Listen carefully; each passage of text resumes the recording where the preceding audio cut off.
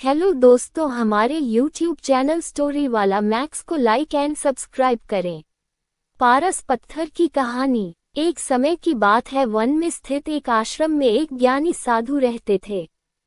ज्ञान प्राप्ति की लालसा में दूर दूर से छात्र उनके पास आया करते थे और उनके सानिध्य में आश्रम में ही रहकर शिक्षा प्राप्त किया करते थे। आश्रम में रहकर शिक्षा प्राप्त करने वाले छात्रों में से एक छात्र बहुत आलसी था। उसे समय व्यर्थ गंवाने और आज का काम कल पर टालने की बुरी आदत थी।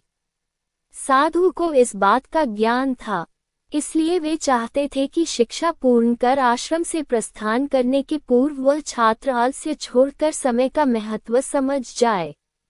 इसी उद्देश्य से एक दिन संध्या काल में उन्होंने उस आलसी छात्र को अपने पास बुलाया और उसे एक पत्थर देते हुए कहा, पुत्र, यह कोई सामान्य पत्थर नहीं बल्कि पारस पत्थर है।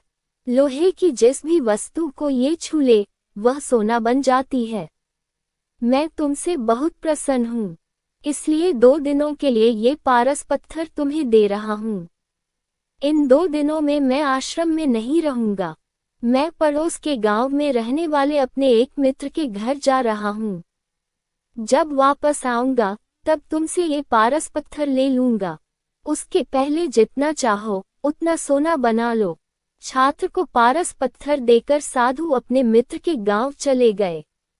इधर छात्र अपने हाथ में पारस पत्थर देख बड़ा प्रसन्न हुआ। उसने सोचा कि इसके द्वारा मैं इतना सोना बना लूंगा कि मुझे जीवन भर काम करने की आवश्यकता नहीं रहेगी और मैं आनंद पूर्वक अपना जीवन व्यतीत कर पाऊंगा। उसके पास 2 दिन थे। उसने सोचा कि अभी तो पूरे 2 दिन शेष हैं। ऐसा करता हूँ कि एक दिन आराम करता हूँ, अगला पूरा दिन सोना बनाता रहूंगा। इस तरह एक दिन उसने आराम करने में बिता दिया। जब दूसरा दिन आया तो उसने सोचा कि आज बाजार जाकर ढेर सारा लोहा ले आऊंगा और पारस पत्थर से छूकर उसे सोना बना दूंगा। लेकिन इस काम में अधिक समय लगेगा नहीं, इसलिए पहले भरपेट भोजन करता हूँ, फिर सोना बनाने में जुट जाऊंगा। भरपेट भोजन करते ही उसे नींद आने लगी।